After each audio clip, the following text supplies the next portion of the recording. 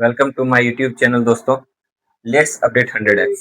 दोस्तों, अगर आप जेटेट और सीटेट की तैयारी कर रहे हैं तो आप हमारे साथ जुड़ सकते हैं। हमारी वीडियो को देख करके आप सीख सकते हैं कि जेटेट और सीटेट में क्या क्या क्वेश्चन पूछते हैं। उसका थोड़ा सा सिलेबस भी पहले बताए हुए हैं। और अभी उसका टॉपिक है पहला सीडीपी में ग्रोथ एंड डेवलपमेंट। ठीक है, उसके अंदर में टॉपिक है आपका प्रिंसिपल डिफरेंसेस। ठीक है दोस्तों, चलिए शुरू करते हैं। अगर आप इंडिविजुअल डिफरेंसेस नहीं पढ़े हैं तो आप बच्चे को अच्छी तरह से नहीं समझ सकते हैं, क्योंकि जितने भी बच्चे इंडिविजुअल डिफरेंस को पढ़ते हैं उसमें से लगभग सभी बच्चे को इंडिविजुअल डिफरेंस अच्छी तरीके से आना चाहिए और टीचर्स को भी आना चाहिए।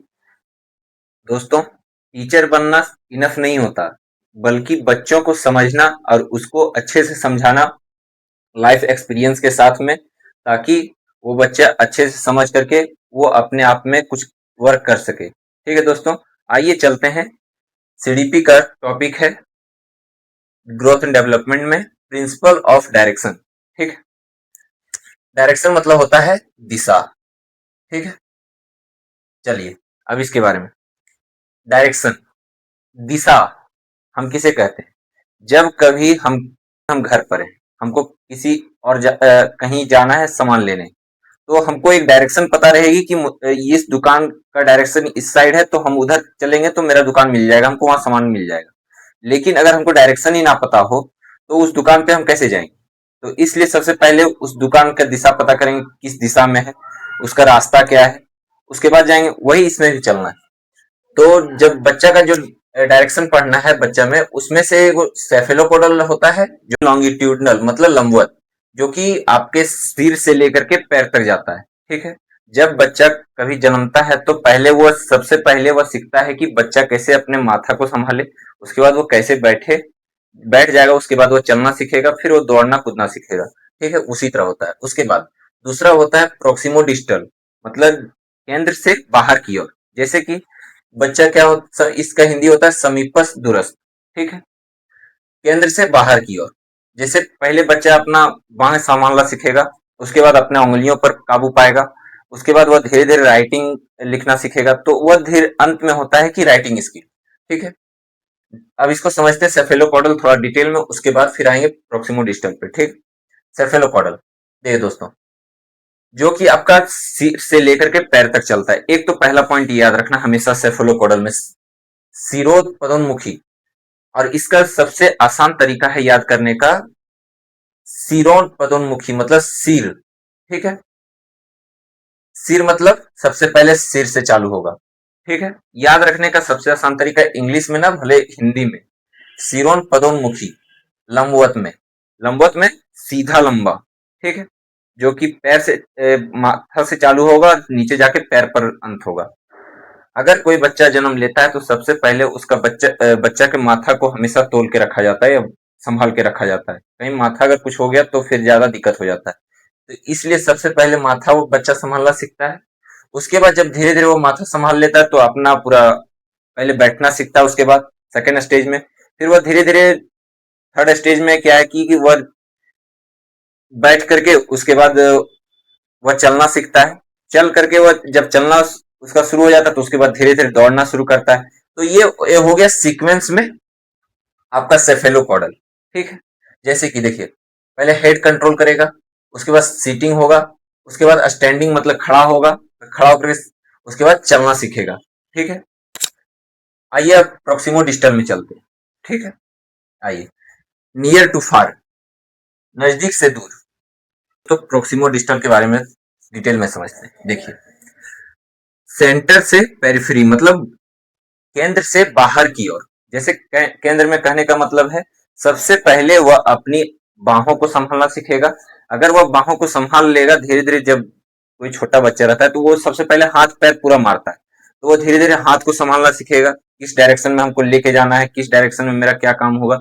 उसके बाद जब वह धीरे धीरे अपनी बाहों को संभाल लेता है तो वो धीरे धीरे पेंसिल या तो हाथ को किसी तरह संभालना सीखेगा। ठीक है, जब वो हाथ को संभाल लेगा तो वो धीरे धीरे उंगलियों पर काम करेगा। ठीक, और उंगलियां जब काम करना चालू करेगा तो उसके बाद क्या होगा, वो राइटिंग लिखेगा। तो वो पहले क्या लिखेगा नहीं लिखेगा उससे मतलब नहीं रहता है, लेकिन वो ट्राई करता है कि हम पेन पकड़ के या पेंसिल पकड़ के मैं कुछ लिखूं, ठीक है। या बच्चा जब भी स्कूल जाता है तो उसमें टीचर लोग क्या करते हैं, कुछ भी लिखने से उसको प्रोत्साहित करते हैं कि कुछ तुम लिखो, चाहे वो स्क्रिबलिंग में कुछ भी करे, ठीक है। जब वो लिखने का प्रयास करता है तो स्टार्टिंग में वो उसे ये नहीं पता रहता है कि मैं क्या लिख रहा हूँ, लेकिन जब वो लिखता है तो धीरे धीरे हैबिट बनता है। उसके बाद जब जो वहां की टीचर रहती है स्कूल की, वो उसे ABCD सिखाती है, क ख सिखाती है, एक दो सिखाती है, तो वो धीरे धीरे फिंगर पर काम हो चुका है उसका, तब उसका ABCD काम होगा, उसके बाद 1 2 पर काम होगा, तब ना वो लिखना सीखेगा, ठीक है। ये हो गया आपका। जैसे इसमें सेंटर से पेरिफेरी, आर्म पर पहले कंट्रोल पाएगा, बाहों पर, उसके बाद फिंगर मूवमेंट पे काम करेगा वो। अगर फिंगर मूवमेंट एकदम अच्छे से हो रहा है तो उसके बाद वो पेंसिल पकड़ना सीखेगा। जब पेंसिल अच्छे से पकड़ लेगा तो राइटिंग स्किल्स बढ़िया हो जाएंगी उसकी, ठीक है। चलिए, अब इसका क्वेश्चन कैसे पूछता है, इसमें आपका जनरल टू स्पेसिफिक जाता है। कभी भी ध्यान रखिएगा, ये आपका जनरल टू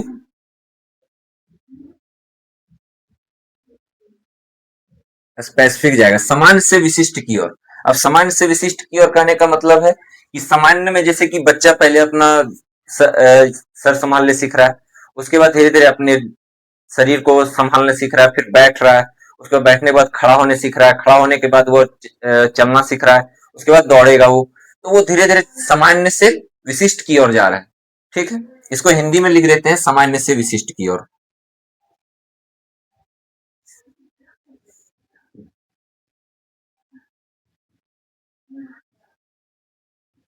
सामान्य से विशिष्ट की ओर जाएगा, ठीक है। और इसमें भी देखिए सामान्य से विशिष्ट की ओर कैसे जाएगा, जैसे धीरे धीरे बच्चा पहले बाहों को संभाल रहा है, उसके बाद धीरे धीरे वो उंगलियों पर काम कर रहा है, उंगली पर जब उसका अच्छा से काम हो जाता है तो वो फिर राइटिंग स्किल संभालता है, मतलब सामान्य से विशिष्ट की ओर जा रहा है वो, ठीक है। आइए, एक टॉपिक इसमें से पॉइंट है, जन्म के समय बच्चों का सिर शरीर का 1/4 25% होता है, ठीक है। कहने का मतलब है कि जब बच्चा जन्म लेता है तो उस समय जो शरीर उसका, मान लीजिए अगर जितना वजन है उसका 1/4 भाग, मतलब चार, अगर शरीर पूरा 4 भाग है, 4 मतलब कहने का है, तो उसमें से कम एक सिर्फ शरीर माथा का वजन होगा, 25% अकेला माथा का वजन होगा, ठीक है। आइए सेकंड, डेवलपमेंट इज स्पाइरल, वर्तुलाकार है एवं नॉट लीनियर। जो डेवलपमेंट है, जो विकास जो बढ़ता है वो आपका वर्तुलाकार में बढ़ता है, ठीक है, ना कि आपका लीनियर में। लीनियर में कहने का मतलब जैसे कि आप आईसीयू गए होंगे कभी, तो आईसीयू में आप देखे होंगे जब मरीज जिंदा रहता है तो उसमें आईसीयू में जो मीटर पे बताता है वो आपका ऐसे ऐसे बताएगा, पहाड़ की तरह, ठीक है। अगर वहां पे लीनियर बता, डेवलपमेंट आपका बढ़ता है तो विकास होता है, तो उस समय आपका शुरू में जब बच्चा कोई भी जन्म लेता है तो उसमें सामान्य रहता है, तो सामान्य से धीरे धीरे वो सर संभालेगा, उसके बाद सर संभालने के बाद वो बैठना सीखेगा, तो वो धीरे धीरे करके आगे बढ़ते रहता है, ना कि एक जैसा एकदम सिर्फ सर संभाल लिया तो उसके बाद उसका डेवलपमेंट हो गया, ऐसा नहीं है। वो धीरे धीरे अपने ऊपर, कोई भी रहता है, बड़े व्यक्ति आप भी रहते हैं, तो उसमें धीरे धीरे अपना काम करते हैं। जैसे मान लीजिए आप तैयारी कर रहे होंगे कोई चीज का, तो आप धीरे धीरे बेसिक, आप पहले उसका टॉप सिलेबस समझिए कि जो चीज का हम तैयारी कर रहे हैं उसका सिलेबस क्या है, उसके बाद सिलेबस के अंदर में टॉपिक में आइएगा, तो जब सिलेबस के अंदर में टॉपिक आए तो टॉपिक आपका बड़ा होगा, फिर टॉपिक के अंदर में आप जो पॉइंट आपको उसमें पढ़ना है वो पॉइंट को आप पढ़िएगा तो उस समय उससे थोड़ा सा बड़ा होगा। तो धीरे धीरे कहने का मतलब है क्या कि आपका जो डेवलपमेंट है वो स्पाइरल होता है, ना कि लीनियर। जब भी आप आईसीयू में जाते होंगे तो आईसीयू में आपका कहने का मतलब है कि वो एक रेखा की तरह सीधा नहीं चलता है आईसीयू में, वो आपका लीनियर की तरह चलता है, हमेशा ऊपर नीचे करते हुए। अगर वो डायग्राम आपका सीधा दिख गया मतलब जिंदगी खत्म, ठीक है। इसलिए ध्यान रखना है कि आईसीयू को हमेशा ध्यान रखना है, स्पाइरल होता है डेवलपमेंट, ना कि लीनियर सीधा होता है, ठीक है। आइए दोस्तों, इंडिविजुअल डिफरेंस दूसरा टॉपिक है, इसके बारे में हम समझने से पहले, अगर आप टीचर बनना चाह रहे हैं तो आपको ये समझना पड़ेगा कि हर एक बच्चा कभी सामान्य नहीं होता। उसको जितने भी आप स्कूल में आपके जितने भी बच्चे होंगे, सब बच्चे अलग अलग दृष्टिकोण से आते हैं। कोई कमजोर रहेगा, कोई ज्यादा इंटेलिजेंट रहेगा, कोई मीडियम रहेगा, कोई ऐसा रहेगा जो फिजिकली हैंडीकैप्ड रहेगा। तो ये सब कुछ देख करके आपको इसको पढ़ाना रहता है। तो चलिए आइए, इंडिविजुअल डिफरेंसेस दुनिया की प्रत्येक प्रजातियों में पाई जाती है। देखिए, इंडिविजुअल डिफरेंस है जो वो प्रत्येक प्रजाति में, ऐसा नहीं कि सिर्फ मनुष्य में ही पाया जाएगा, प्रत्येक प्रजाति में पाया जाएगा। ठीक है, कोई भी प्रजातियां सामान्य नहीं होती। उदाहरण के लिए दो बंदर भी एक जैसे नहीं दिखते। ठीक है, कोई भी प्रजातियां सामान्य नहीं होती, चाहे वो दुनिया में कोई भी प्रजाति हो। बंदर भी होगा तो उसमें भी इन उनमें किसी न किसी स्तर पर विभिन्न अवस्था पाई जाती है। ठीक है, आइए, individual differences variations are common within the across all the species. जितने भी प्रकार की प्रजातियां, वही चीज यहाँ का डिटो का इंग्लिश है। ठीक, variations add colour and beauty to nature. Variations मतलब विभिन्नताएं में अगर कलर और ब्यूटी, मतलब कहने का मतलब है अगर अलग अलग ना हो और एक जैसे सब दिखने लगे तो फिर प्राकृतिक का मजे ही क्या है। अगर सब एक जैसे, मान लीजिए कोई व्यक्ति है, मेरे जैसे अगर 10 लोग दिख रहे हैं, ठीक, तो एक जैसे सब दिखने लगे तो फिर अच्छे लगेंगे। अगर कोई आप मॉल में घुसते हैं तो मॉल में घुसने के साथ साथ आपका काम क्या होता है कि मॉल में गए, एंट्री लिए, तो वहां 10 तरह के आपको सामान मिलेंगे। तो और 10 तरह में से अगर कोई भी आपका उसमें से, मान लीजिए अगर अच्छा सा आपका आपका पसंदीदा लायक चीज मिल गया, दो चीज मिल गया, तो आप एक चीज सोचेंगे नहीं, इसमें एंट्री लेकर के हम देखते हैं क्या है इसमें, अगर पसंद आ गया तो आप ले लेते हैं। तो वही चीज है, अगर दुनिया में अगर विभिन्नताएं ना हो तो अच्छा लगेगी दुनिया। कितने जितने लगभग मान लीजिए आप ट्री में देखिए कितने प्रकार के वृक्ष पाए जाते हैं। अगर मान लीजिए आप सागवान का देखिए तो सागवान में भी कोई लंबा होता है, कोई छोटा सा पेड़ होता है, कोई मान लीजिए अभी बड़ा हो ही रहा है, तो और किसी किसी मान लीजिए डाली ही टेढ़ा हो गया है।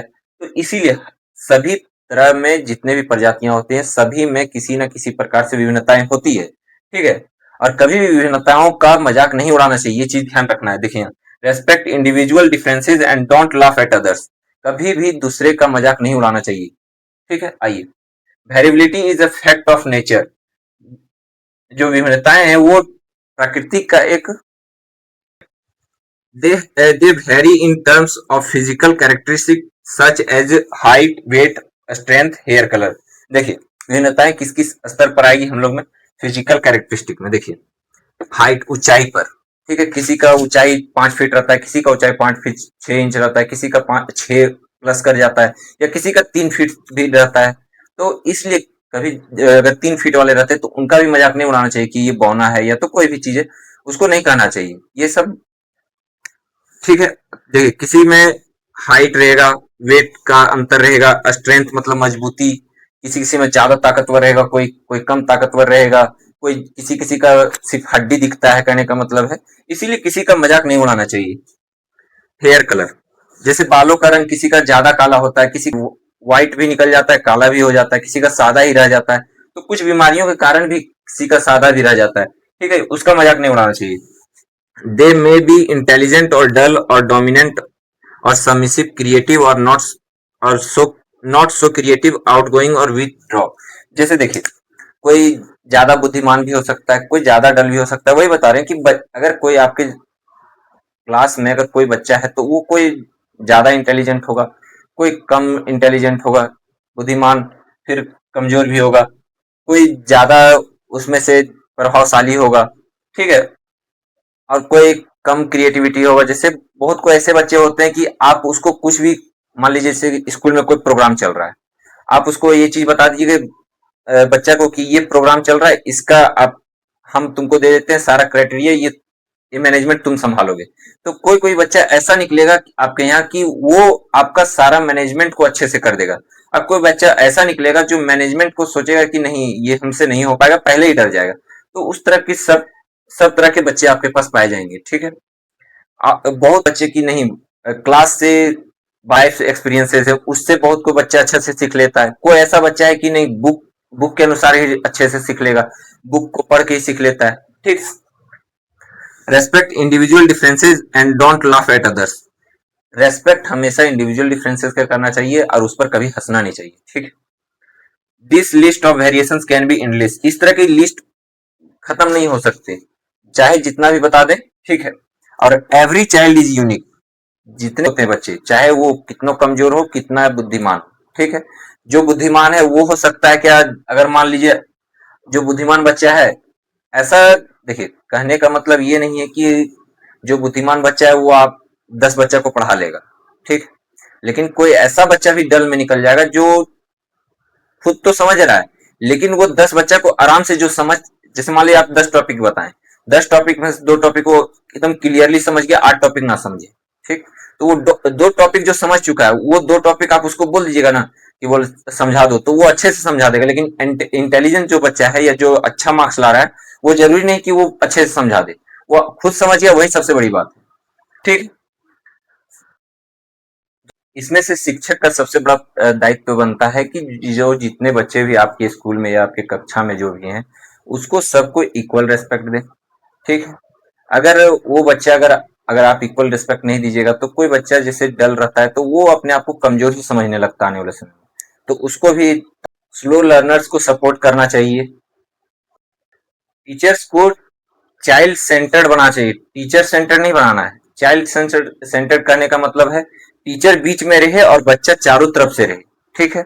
इंडिविजुअल डिफरेंस को देखते हुए भी बनाना है, ठीक है। जैसे मान लीजिए आप पहले चिन्हित करें कि टैलेंटेड बच्चा कौन सा है।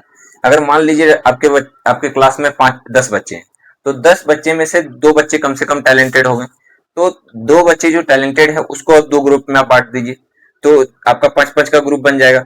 तो जो 5 ग्रुप में बनेगा, वो जो 5-5 का ग्रुप बना उसमें से एक एक बच्चा इंटेलिजेंट है, तो उसमें से 4 बच्चा आपका हो गया डल वाला, या तो फिर नॉर्मल जो माध्यम जो पढ़ता है।